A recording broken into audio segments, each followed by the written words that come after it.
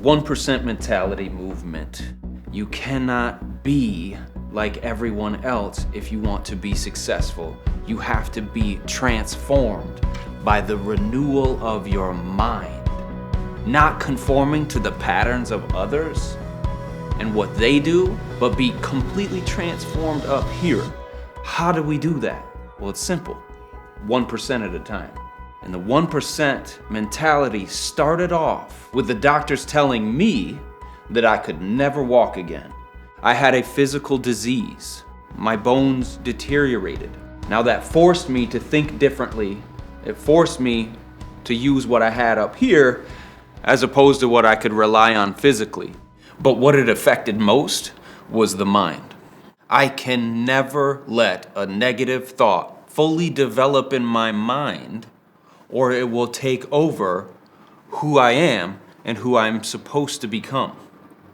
So if you let that negative thought take captive of your own thoughts, you're giving it a foothold. You're giving this negative thought the ability to take over what you actually are. See, a negative thought is like a cancerous cell in the body. A cancerous cell duplicates, and it is a form of a cell of your body that was originally there, but it's mutated. It's not supposed to be there, but it is. It will duplicate, and it will take over the host body that it is living in. Therefore, that person, who you are, is not a representation of who you are supposed to be. The same way that a cancerous cell acts in the body, a negative thought acts in your mind. So what can I do? I have to battle that negative with a positive. I have to take that negative and starve it. I like to take my sword out and cut that negative out of my life so it no longer has a presence in what I do, in my thoughts. That negative seed planted inside of you takes a foothold, then it takes a stronghold, and then it just captures you. Defining the battle. We have a negative and a positive in our minds. So let's write those out, and this will help us eliminate what we don't need. Because remember, a negative is like what? A cancer. And cancer spreads. A positive. What can we do to battle a negative that spreads?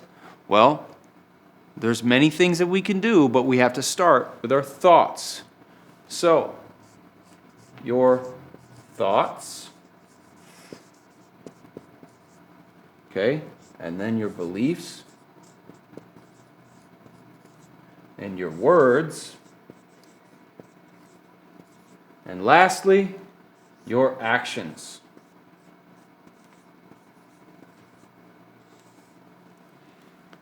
We have to defeat that. It's not who you truly are. You cannot see this. You cannot even give it a name sometimes. Maybe it's fear. Maybe it's other people. Maybe it's your surroundings. Maybe it's where you live, who your parents are, where you grew up. This all can change.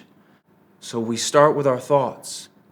Every great philosopher, every great leader, every great believer has started out with changing your thoughts.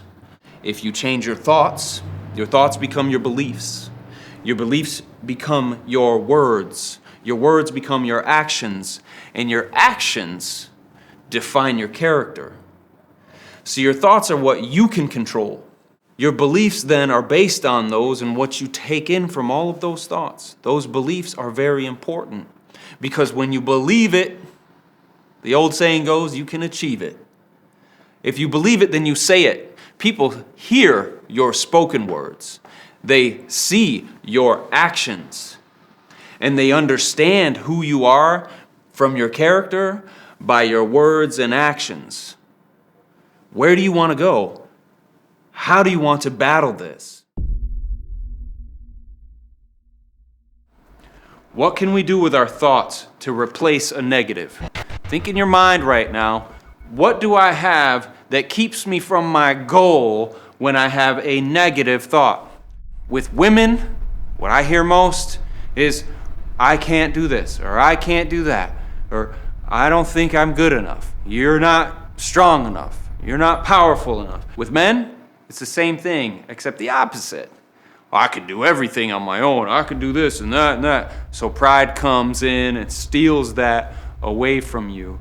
So what can you do with your thoughts in a positive instead of a negative? And that thought on the negative side is can't.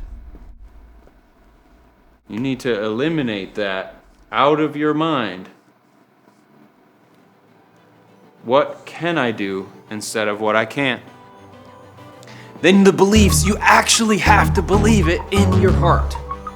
You actually have to believe it. So if you don't think you can, then you probably won't.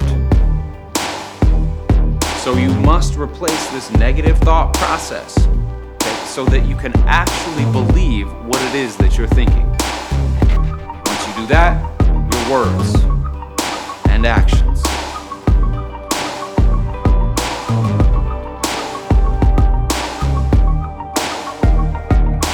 We need to win this battle in our minds before the words, actions, and your character can be seen by other people.